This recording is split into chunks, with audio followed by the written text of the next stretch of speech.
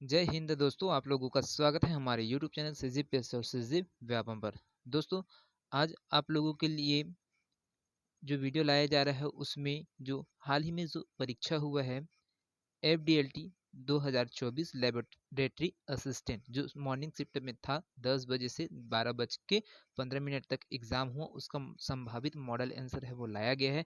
इसमें जितने भी आंसर है वो बताए जाएंगे दोस्तों, वो मेरे द्वारा है और बहुत सारे अन्य जो स्रोत है उनसे है वो मिलान करके है वो आपके बीच में है जो इसका आंसर है वो लाया जा रहा है। तो ये पूरा तरीका से कंफर्म तो नहीं बोल सकते, लेकिन जो क्योंकि व्यापम है वो कौन सा आंसर लेगा वो उसके ऊपर डिपेंड करता है। लेकिन मेरे द्वारा जो इसका गहन अध्ययन करके है ना इसका आंसर बनाया गया है वो आपके बीच में है वो रखा जा रहा है, तो आप मिलान कर सकते हैं। ये मेरे द्वारा जो बताया जा रहा है वो सेट सी का है ना। सेट सी का पेपर है दोस्तों, यहाँ पर है तो क्वेश्चन आगे पीछे हो सकते हैं, लेकिन उसका जो आंसर होता है वो फिक्स रहता है, उसमें कोई चेंजेस है वो नहीं रहता है। तो आप क्वेश्चन हो आगे पीछे रहेंगे तो उसको आप है उसको मिलाकर चेक कर सकते हैं। तो यहाँ पर है हम लोग इसमें देखेंगे आज इस वीडियो में क्वेश्चन नंबर 1 से लेकर 60 तक के, मतलब भौतिकी और जो बायोलॉजी का जो भाग है उसमें से क्वेश्चन है उसको उसका मॉडल आंसर है उसको देखेंगे, और साथ में केमिस्ट्री के लिए अलग से वीडियो है वो उसमें लाएंगे, है ना। तो इसको देखिएगा और अपना जो संभावित है जो मॉडल आंसर है उसको प्रस्तुत किया जा रहा है, तो आप मिलान करते हुए चले जाएंगे। तो देखिए यहाँ पर है आपका पहला प्रश्न है, किसी वस्तु का आवर्धित प्रतिबिंब प्राप्त होता है, इसका मतलब क्या है। तो इसका जो आंसर आएगा दोस्तों वो हो जाएगा आपका ऑप्शन डी है वो बिल्कुल आ जाएगा दोस्तों, क्योंकि है ना किसी वस्तु का जो आवर्धित प्रतिबिंब है वो दोस्तों तब प्राप्त होता है जब वस्तु को किसी विशेष दूरी पर रखा जाता है दोस्तों, है ना। तो यहाँ पर अधिकतर लोगों के द्वारा ऑप्शन सी क्वेश्चन है उसको लिया गया है कि गोलीय पृष्ठ द्वारा अपवर्तित होता है, लेकिन यहाँ पर विशेष प्रकार से है वो विशेष स्थिति में होता है, इस वजह से यहाँ पर आपको ऑप्शन डी है वो बिल्कुल करेक्ट हो जाएगा। दूसरा प्रश्न है, इसका जो आंसर होगा क्रांतिक कोण का जो मान है दोस्तों वो हो जाएगा आपका ऑप्शन बी है वो बिल्कुल सही है। क्रांतिक कोण आपतन कोण है, जो 90 डिग्री का अपवर्तन कोण है दोस्तों वो उत्पन्न करता है। चलिए अगला प्रश्न है, यहाँ पर तीसरा नंबर का जो प्रश्न है दोस्तों उसमें का जो आंसर है ना, किसी लेंस द्वारा श्वेत वस्तु की श्वेत प्रतिबिंब न बना पाने को क्या कहते हैं। तो इसका जो है दोस्तों आ जाएगा आपका ऑप्शन बी है वो आ जाएगा वर्ण विपतन है वो आ जाएगा। चौथा नंबर की बात है तो सुमेलित करना था इसमें से, तो इसका जो पहला वाला आंसर है दोस्तों आपका ऑप्शन ए वो है बिल्कुल सही है। चलिए पांचवा नंबर का जो क्वेश्चन है दोस्तों उसमें देखिए कथन और कारण दिया गया है, तो इसमें जो आपका ऑप्शन डी है वो बिल्कुल सही हो जाएगा दोस्तों। असर्शन और जो रीजन है दोनों क्या है दोस्तों पूर्णतः गलत है। चलिए छठवां नंबर का जो क्वेश्चन है उसका आंसर देखते हैं। यहाँ पर काशी के सूत्र के अनुसार किसी पदार्थ का अपवर्तनांक म्यू प्रकाश के तरंग दैर्घ्य लैम्डा पर इस प्रकार निर्भर करता है। तो यहाँ पर म्यू बराबर ए प्लस बी अपॉन लैम्डा का वर्ग प्लस सी अपॉन लैम्डा 4 है, और ये सीरीज है वो चलते जा रहा है। यहाँ पर ए बी सी नियतांक है और डेल है विचलन कोण है वो प्रदर्शित किए गए। तो इसमें दोस्तों बहुत ज़्यादा खोजने के बाद भी इसको आंसर है वो सटीक आंसर है वो नहीं पर प्राप्त है, लेकिन जो 50% चांसेस है दोस्तों वो आपका ऑप्शन बी वाला है वो बिल्कुल करेक्ट हो सकता है, क्योंकि ये थोड़ा सा डाउटफुल है, इसमें कंफर्म नहीं बोल सकते, लेकिन आपका ऑप्शन बी है वो बिल्कुल आने की चांसेस है। चलिए अगला प्रश्न की ओर है वो बढ़ते हैं। अगला प्रश्न है सातवां नंबर का, कोई चुंबकीय सुई यदि असमान चुंबकीय क्षेत्र में रखी है तो वह अनुभव करता है। तो यहाँ पर इसका जो करेक्ट आंसर है दोस्तों वो हो जाएगा आपका ऑप्शन सी है बिल्कुल सही हो जाएगा, zero force but non zero torque, है ना। तो गैर शून्य बल किंतु शून्य बल आघूर्ण होता है, ये आ जाएगा। आठवां नंबर का क्वेश्चन है उसमें का जो करेक्ट आंसर होगा दोस्तों, धातु के एक घना का टुकड़े को क्यू प्लस आवेश दिया जाता है, धातु के टुकड़े के लिए निम्न में से कौन सा कथन सत्य है। तो यहाँ पर जो आपका ऑप्शन सी है वो बिल्कुल सही हो जाएगा, विद्युत क्षेत्र टुकड़े की सतह पर लंबवत है। चलिए नौवा नंबर का क्वेश्चन है उसका जो आंसर होगा वो क्या हो जाएगा, यदि एक धनावेशी चालक को पृथ्वी से जोड़ दिया जाए तो उसका इलेक्ट्रॉन है दोस्तों क्या हो जाएगा, चालक से पृथ्वी की ओर है वो जाएंगे। 10वां नंबर का क्वेश्चन है दोस्तों, किसी एकांक धनावेश को समविभाव पृष्ठ के एक बिंदु से दूसरे बिंदु तक ले जाया जाए तो क्या होगा दोस्तों, यहाँ पर किया गया जो कार्य है वो शून्य होता है। आपका ऑप्शन सी है वो बिल्कुल सही हो जाएगा यहाँ पर। चलिए अगला क्वेश्चन है 11वां नंबर का है, कथन और कारण दिया गया है। तो यहाँ पर इसका जो करेक्ट आंसर होगा दोस्तों वो हो जाएगा आपका ऑप्शन बी है वो बिल्कुल सही हो जाएगा। 12वां नंबर के क्वेश्चन की बात करेंगे दोस्तों, यहाँ पर समांतर प्लेट संधारित्र की जो धारिता है वो किस पर निर्भर करती है। तो दोस्तों यहाँ पर देखिए, प्रत्येक प्लेट के अनुप्रस्थ काट के क्षेत्रफल पर निर्भर करता है, प्लेट के बीच की दूरी पर निर्भर करता है ना। तो इस वजह से यहाँ पर जो आपका ऑप्शन ए है वो बिल्कुल सही हो जाएगा, ए और बी है वो उसमें आ जाएगा। चलिए अगला प्रश्न की ओर है वो बढ़ते हैं। 13वां नंबर का जो क्वेश्चन है उसका जो आंसर होगा दोस्तों वो हो जाएगा कि दो बिंदु के बीच विभवांतर के बारे में निम्नलिखित में से कौन सा कथन है वो सत्य है। तो यहाँ पर इसका जो आंसर होगा दोस्तों वो हो जाएगा आपको ऑप्शन सी है वो बिल्कुल सही हो जाएगा दोस्तों। यहाँ पर ए और बी वाला है वो बिल्कुल सही है। चलिए अगला प्रश्न की ओर है वो बढ़ते हैं, उसका आंसर है वो देख लेते हैं। 14 नंबर का क्वेश्चन है जिसमें आपको सुमेलित करना था जो चित्र दिया गया है और यहाँ पर जो उनके आवेश है उनके बारे में दिया गया है। तो यहाँ पर इसका जो ऑप्शन बी है दोस्तों वो बिल्कुल हो जाएगा यहाँ पर, है ना। ए का आ जाएगा आपका तीसरे में आ जाएगा, ये है वो तीसरे में आ जाएगा, बी का है वो आपका चौथे नंबर पे आ जाएगा, है ना। और सी का है वो दूसरे नंबर पर जाएगा और डी है वो पहले नंबर पर है वो चला जाएगा। चलिए 15वां नंबर का जो क्वेश्चन है उसके बारे में है वो देखते हैं। तो निम्नलिखित आवेश प्रणाली की स्थित विद्युत ऊर्जा को बढ़ते क्रम में श्रेणीबद्ध करना है। तो इसमें आपका जो पहला ऑप्शन ए है वो बिल्कुल सही आ जाएगा। आप लोग मिलान करते हुए चलिएगा दोस्तों, है ना। चलिए अगला प्रश्न की ओर है वो बढ़ते हैं। अगला प्रश्न है 16 नंबर का, निम्नलिखित कण समान वेग से गतिमान है, किस कण की डी ब्रोगली तरंग दैर्ध्य अधिकतम होती है दोस्तों। तो यहाँ पर इसका क्या हो जाएगा, आपका ऑप्शन डी है वो बिल्कुल सही हो जाएगा, इलेक्ट्रॉन है ना। ये क्या होता है, प्रोटॉन और जो अल्फा कण की होती है तो डी ब्रोगली तरंग दैर्ध्य क्या है दोस्तों, समान होती है, लेकिन इलेक्ट्रॉन है ना, उसका क्या होता है, अधिकतम तरंग दैर्ध्य वो प्रदर्शित करता है। 17वां नंबर का क्वेश्चन उसमें कथन और कारण दिए गए हैं। इसके लिए जो करेक्ट आंसर होगा दोस्तों वो हो जाएगा आपका ऑप्शन ए है, बिल्कुल सही हो जाएगा। असर्शन और रीजन दोनों सही है और रीजन असर्शन की सही व्याख्या करता है। 18 नंबर का क्वेश्चन है दोस्तों यहाँ पर, है ना। इसमें आ जाएगा आपका जो दूर संचार में प्रयुक्त तरंगे होती है दोस्तों वो माइक्रोवेव्स है, इसका उपयोग है वो किया जाता है। ऑप्शन सी है वो बिल्कुल करेक्ट हो जाएगा यहाँ पर, है ना। 19वां नंबर का जो क्वेश्चन है उसमें जोड़ा बनाना था, इसमें आपका नियतांक है और यहाँ पर विमेय सूत्र है उसको दिया गया था। तो इसमें जो आपका ऑप्शन बी है वो बिल्कुल सही हो जाएगा। ए का है आपका तीसरे में आ जाएगा, बी का चौथा आ जाएगा, है ना, सी का फर्स्ट वाला आ जाएगा और डी का है वो सेकेंड वाला है वो आ जाएगा। आपका ऑप्शन बी है बिल्कुल सही है। 20वां नंबर का क्वेश्चन है दोस्तों, इसमें निम्न में से कौन सी विद्युत चुंबकीय तरंग नहीं है वो पूछा गया दोस्तों। तो आपका जो साउंड वेव्स है वो आ जाएगा, आपका ऑप्शन सी है बिल्कुल सही हो जाएगा। अब दूसरा भाग है दोस्तों, यहाँ पर है 21 नंबर से 60 नंबर के बीच में, जिसमें बायोलॉजी के जो क्वेश्चन है उनके आंसर है वो बताया जाएगा। जो आपका भौतिकी का था उसको आपने देखा, अब यहाँ पर बायोलॉजी से है वो उसको देखेंगे। तो बायोलॉजी में देखिए 21वां नंबर का क्वेश्चन, अरीय समिति किस पुष्प में पाई जाती है दोस्तों। तो जो ब्रासिका है ऑप्शन डी है वो बिल्कुल सही हो जाएगा। 22वां नंबर का क्वेश्चन है दोस्तों, किस तत्व की कमी से पत्तियों का रंग गहरा हरा हो जाता है दोस्तों। तो इसका जो करेक्ट आंसर होगा दोस्तों वो हो जाएगा आपका ऑप्शन बी है, बिल्कुल सही हो जाएगा, फास्फोरस की कमी से दोस्तों, है ना। जो रंग है पत्ती के गहरा हरा, पत्तियों का जो रंग होता है वो गहरा हरा हो जाए और बैंगनी हो जाता है, साथ में उसका जो अग्र भाग होता है वो क्या हो जाता है, मर जाते हैं दोस्तों, है ना। तो इस प्रकार से आपका ऑप्शन बी है वो बिल्कुल सही है। 23वां नंबर का क्वेश्चन है उसके बात करते हैं। तो निम्न में से कौन सा कथन विभिन्न प्रकार के पुष्प क्रमों का सही वर्णन करता है, लागू होने वाले सभी कथनों का जो चयन है उसको करते हुए जाना है। तो यहाँ पर जो इसका जो करेक्ट आंसर होगा दोस्तों वो हो जाएगा आपका ऑप्शन डी है वो बिल्कुल सही हो जाएगा। जो सही कथन है वो कौन सा है, आपका पहला रेशम एक प्रकार का पुष्प क्रम है जहाँ फूल एक सरल लंबी अशाखित धुरी पर लगते हैं। और आपका जो चौथा है ना, ये हो जाएगा, ये लागू हो जाएगा। स्पाइक एक पुष्प क्रम है जिसमें शाखित मुख्य एक अच्छ एवं पेडिसिलेट पुष्प होते हैं। तो ऑप्शन डी है वो बिल्कुल सही है। चलिए 24वां नंबर का क्वेश्चन का आंसर देखते हैं। निम्न में से कौन कथन पौधे के जल संबंधों के विभिन्न पहलुओं का सही वर्णन करता है, लागू होने वाले सभी का जो चयन है करे रहे। तो यहाँ पर जो आपका ऑप्शन डी है दोस्तों वो है बिल्कुल सही हो जाएगा। 1 2 3 है वह पहला, दूसरा और तीसरा, ये तीनों स्टेटमेंट है वो बिल्कुल सही है, लेकिन ये जो चौथा स्टेटमेंट है दोस्तों बिल्कुल गलत है। चलिए अगला प्रश्न की ओर है वो बढ़ते हैं। अगला प्रश्न है, नीचे दिए गए कथन, असर्शन और रीजन के जो सही विकल्प दिए गए उसके आधार पर आपको बताना है। बेंथम और हुकर की पौधों की वर्गीकरण प्रणाली अभी भी दुनिया भर के हर्बेरियम और वनस्पति उद्योग में व्यापक रूप से उपयोग की जाती है। तो ये वाला है दोस्तों बिल्कुल गलत हो जाएगा कि हाँ, क्योंकि और साथ में इसका जो कारण है, बेंथम और हुकर का वर्गीकरण वास्तविक नमूनों के विस्तृत अध्ययन पर आधारित है और पहचान के लिए व्यवहारिक कुंजी प्रदान करता है। तो ये कथन क्या है आपका गलत है, लेकिन जो रीजन है वो बिल्कुल सही है दोस्तों। तो आपका ऑप्शन डी है वो बिल्कुल सही हो जाएगा।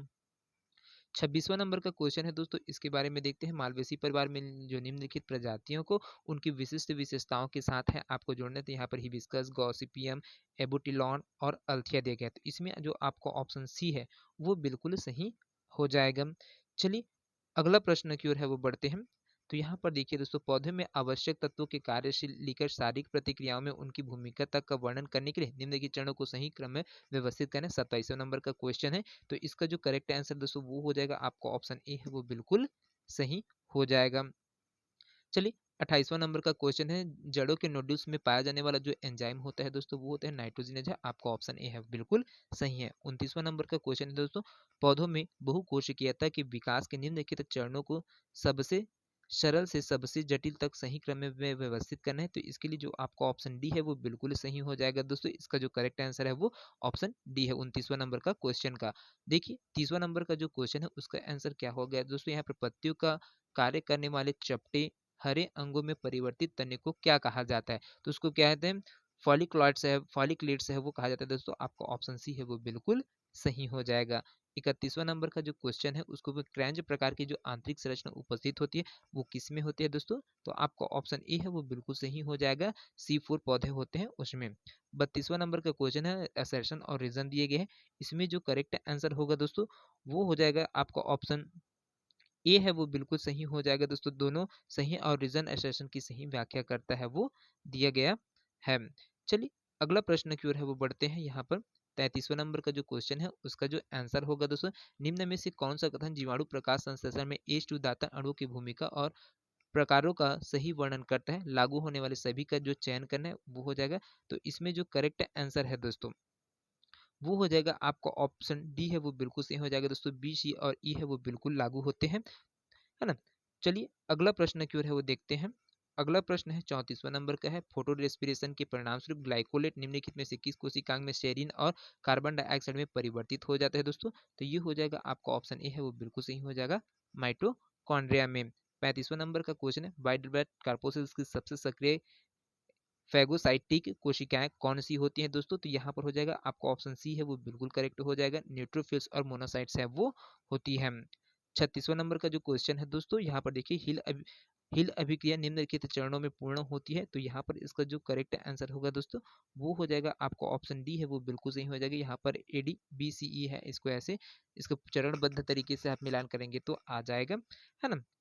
चलिए अगला प्रश्न की ओर है बढ़ते हैं। 37वां नंबर का जो क्वेश्चन है उसमें देखिए, लसिका प्रणाली के निम्न घटकों को इस क्रम में व्यवस्थित करें कि लसिका उनके माध्यम से बहती है। लसिका के प्रारंभिक गठन से लेकर रक्त प्रवाह में इसकी वापसी तक है वो क्या होते हैं। तो इसका जो करेक्ट आंसर है दोस्तों वो हो जाएगा आपका ऑप्शन ए है वो बिल्कुल सही हो जाएगा दोस्तों। सबसे पहले केशिकाएं उसमें रहते हैं, है ना। उसके बाद आपकी लसिका वाहिका है, फिर लिम्फ नोड रहते हैं, फिर लसिका ट्रंक है वो आता है ना। और साथ में आपका लास्ट में लसिका जो नलिकाएं होती है वो होती है। तो आपका ऑप्शन ए है वो बिल्कुल करेक्ट हो जाएगा। तो 38वां नंबर का क्वेश्चन है, सुमेलित करना था स्तंभ 1 और स्तंभ 2 दिया गया है। तो इसमें जो आपका आंसर होगा दोस्तों वो हो जाएगा आपका ऑप्शन सी है वो बिल्कुल सही हो जाएगा दोस्तों। न्यूट्रोफिल्स है वो संक्रमण से बचाने का काम करते हैं।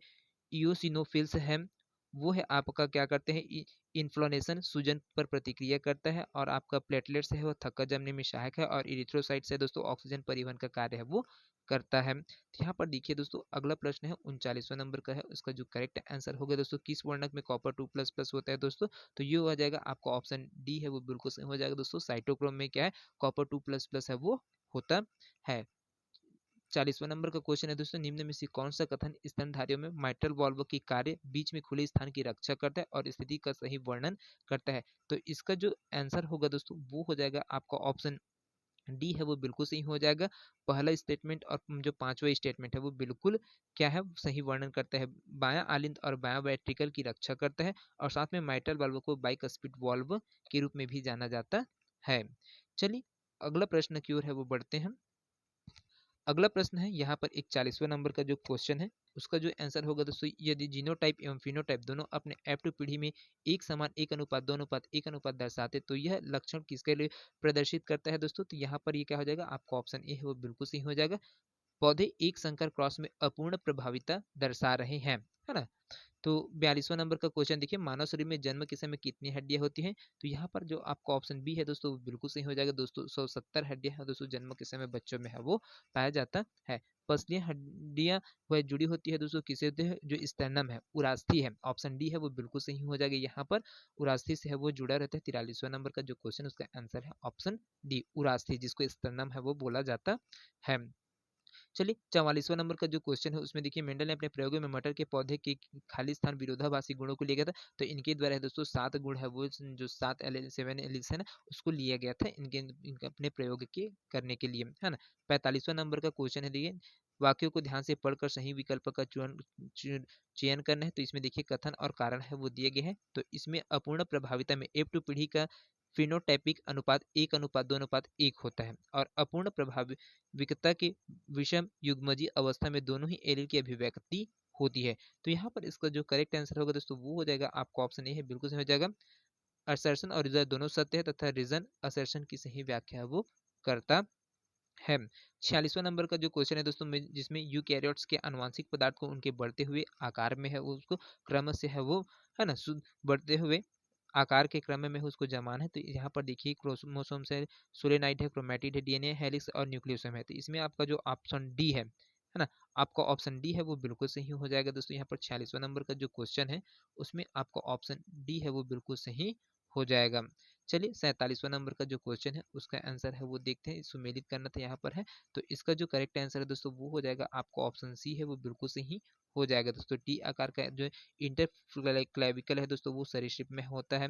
उसके बाद बी आकार का जो फर्कुला है दोस्तों वो होता है आपका पक्षी में पाया जाता है। यूरो स्टाइल है वो आपका उभयचर में होता है, और कॉटिलाइड अस्थि है वो स्तनधारी में है वो पाया जाता है। चलिए 48वां नंबर का क्वेश्चन है उसका आंसर देखते हैं। नीचे दिए गए जोड़ों में से सही का चुनाव करना है दोस्तों। तो यहाँ पर देख सकते हैं, यहाँ पर तो इसका जो करेक्ट आंसर होगा दोस्तों वो होगा आपका ऑप्शन डी है, बिल्कुल सही हो जाएगा। 1 और 3 है वो बिल्कुल सही हो जाएंगे। चलिए अगला प्रश्न है उसको देखते हैं। 49वां नंबर का क्वेश्चन है, स्तनधारी की पश्चपाद की अस्थियों को अग्र से पश्च भाग की ओर जमाना है और अस्थियों के नाम से वो नीचे दिए गए उसको अरेंज करते हुए चने। तो यहाँ पर इसका जो करेक्ट आंसर होगा दोस्तों वो हो जाएगा आपका ऑप्शन ए है वो बिल्कुल सही हो जाएगा। यहाँ पर है ना, पहले बी आएगा, ई आएगा, सी और ए और डी है वो इस प्रकार से है वो आएंगे। तो 50वां नंबर का क्वेश्चन है, नीचे दिए गए कशेरुकियों एवं उनके उचित उदाहरणों के सही युग्मों का चुनाव करते हुए चुना है दोस्तों। तो यहाँ पर आपका ऑप्शन ए है वो बिल्कुल सही हो जाएगा। फर्स्ट और सेकंड है वो बिल्कुल क्या है आपका सही युग्म में उसका चुनाव है वो कर सकते हैं। ऑप्शन ऑप्शन ए है बिल्कुल सही है। 51 नंबर का क्वेश्चन है दोस्तों, इसका आंसर क्या आएगा, पौधों एवं प्राणियों में होने वाले प्राकृतिक उत्परिवर्तन को सर्वप्रथम किसने अवलोकित किया था दोस्तों। तो यहाँ पर आपका ऑप्शन सी है वो बिल्कुल सही हो जाएगा। ह्यूगो डिवरीज है, उनके द्वारा इसको अवलोकित किया गया था। 52वां नंबर का क्वेश्चन है, किन्हीं दो लोकस के बीच होने वाले पुनर्संयोजन की अधिकतम आवृत्ति कितनी होती है दोस्तों। तो आपका ऑप्शन बी बिल्कुल सही हो जाएगा, 50% या फिर 50%। 53 नंबर का क्वेश्चन है दोस्तों, उसका आंसर होगा 9:7 अनुपात किस तरह की आनुवंशिकता का परिणाम होता है दोस्तों। तो ये होता है आपका ऑप्शन बी है वो बिल्कुल से हो जाएगा, पूरा का कारक मतलब कॉम्प्लीमेंट्री जीन्स है उसका परिणाम है वो होता है। चलिए अगला प्रश्न है उसके ऊपर देखते हैं। 54वां नंबर का क्वेश्चन है, इसका आंसर क्या होगा, यदि लाल पुष्प वाले पौधे को सफेद पुष्प वाले पौधे के साथ संकरित किए जाने पर गुलाबी पुष्प वाले पौधे प्राप्त होते हैं तो यह किस तरह की आनुवंशिकता दर्शाता है दोस्तों। तो ये क्या है, आपका ऑप्शन सी है वो बिल्कुल सही हो जाएगी, इनकम्प्लीट डोमिनेंस है या फिर अपूर्ण प्रभावित है इसका गुण है वो दर्शाता है। अगला है 55वां नंबर का है, लैग ओपेरान में नीचे दिए गए जीन्स को सही क्रम में है वो जमाते हुए चलना है। तो यहाँ पर इसका जो करेक्ट आंसर होगा दोस्तों वो हो जाएगा आपका ऑप्शन, है ना, आपका ऑप्शन सी है वो बिल्कुल सही हो जाएगा दोस्तों। यहाँ पर promoter operator regulator Y gene है। तो यहाँ पर देख सकते हैं प्रमोटर पहले आता है, प्रमोटर जीन पहले आएगा, फिर ऑपरेटर जीन, उसके बाद स्ट्रक्चरल जीन है वो आ जाएगा, वाई डीएनए और जेड डीएनए ये आ जाएगा। तो आपका ऑप्शन सी है वो बिल्कुल सही हो जाएगा। चलिए अगला प्रश्न है 56वां नंबर का क्वेश्चन है, प्रोटीन संश्लेषण की प्रक्रिया के संबंध में जो सही कथन है उसको चुनते हुए जाना है। तो यहाँ पर देख सकते हैं आपका ऑप्शन डी है वो बिल्कुल सही हो जाएगा। यहाँ पर पहला दूसरा और जो चौथा है वो वाला स्टेटमेंट है दोस्तों, वो क्या है, सही क्रम है वो दर्शाते हैं। चलिए अगला क्वेश्चन है, देखते हैं 57वां नंबर का जो क्वेश्चन है उसके बारे में देखते हैं। प्रोकैरियोटिक डीएनए प्रतिकृतिकरण के दौरान प्रयोग में लाए जाने वाले एंजाइम्स का प्रयोग में लाई जाने का जो सही अनुक्रम है वो क्या हो गया दोस्तों? तो आपका ऑप्शन सी है वो बिल्कुल सही हो जाएगा, है ना। चलिए अगला प्रश्न है उसको देखते हैं यहाँ पर। अगला प्रश्न है सुमेलित करना है, यहाँ पर है स्तंभ दिए गए 1 और 2 दिए गए, तो यहाँ पर इसका जो करेक्ट आंसर होगा दोस्तों वो होगा आपका ऑप्शन बी है वो बिल्कुल सही हो जाएगा। यूप्लाइड्स है उसका आ जाएगा आपका चौथा, विभिन्न प्रजातियों के क्रोमोसोम शीर्ष से युक्त है। फिर आपका ऑटो पॉलीप्लाइड्स है वो आपका तीसरा आ जाएगा दोस्तों, मोनोप्लाइड की संख्या के गुणक वाले जीव होते हैं।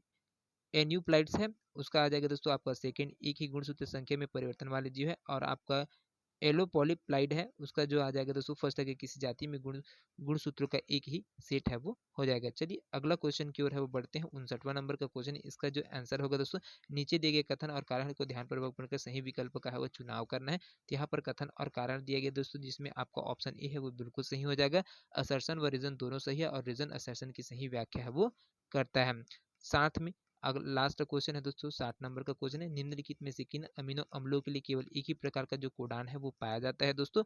तो इसमें आपका जो आपका ट्रिप्टोफेन है ना, ट्रिप्टोफेन और मेथियोनिन है ना दोस्तों, यहाँ पर पहला और दूसरा ये वाला है वो बिल्कुल सही हो जाएगा दोस्तों। आपका ऑप्शन ए है वो बिल्कुल सही हो गया। इसमें जो कोडान होते हैं दोस्तों वो क्या होते हैं आपका, है ना, अमीनो अम्लों के लिए जो जो केवल एक ही प्रकार के कोडान है वो पाया जाता है, तो किसमें पाया जाए, ट्रिप्टोफॉन है और मिथियोनाइन है, इसमें पाया जाता है। आपका ऑप्शन ए है वो बिल्कुल सही हो जाएगा। तो दोस्तों इसमें है जो मेरे द्वारा जो बनाया गया है उसमें से आपका जितना संभव हो सकता है मैं लिया हूँ, उसमें 90% पूरे चांसेस है दोस्तों जो बिल्कुल करेक्ट आंसर आएंगे। लेकिन व्यापम के द्वारा किस प्रकार से आंसर दिया जाता है वो उसके ऊपर डिपेंड करता है। अगर कोई भी अगर क्वेश्चन का त्रुटि हुआ होगा जिसका आंसर आप सटीक रूप से जानते होंगे तो हमें अवश्य कमेंट करिएगा, है ना।